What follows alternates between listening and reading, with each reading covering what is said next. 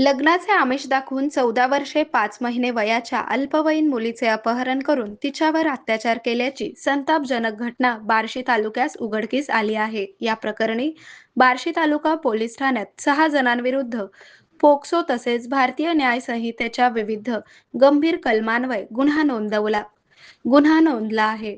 पोलिसांनी मुख्य आरोपीसह 5 जणांना अटक केली आहे. एक आरोपी अद्याप फरार आहे. अटक आरोपींना सोमवारपर्यंत पोलीस कोठडी मिळाली आहे.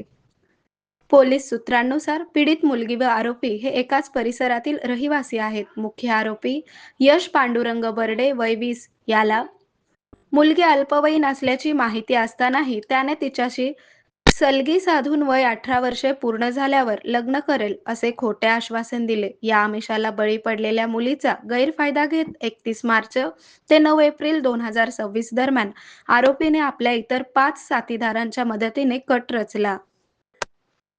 पांडुरंग बर्डे मुख्य आरोपी, रोहन विष्णू भोसले वय 26, प्रशांत तुळशीराम भोसले वय 23, कृष्णा उर्फ भैया अर्जुन भोसले वय 21, अक्षय अरुण पांढरे वय 26 यांना अटक केली आहे. तर या गुन्ह्यातील बालाजी दीपक मदने हा आरोपी अद्याप फरार असून त्याचा शोध सुरू आहे.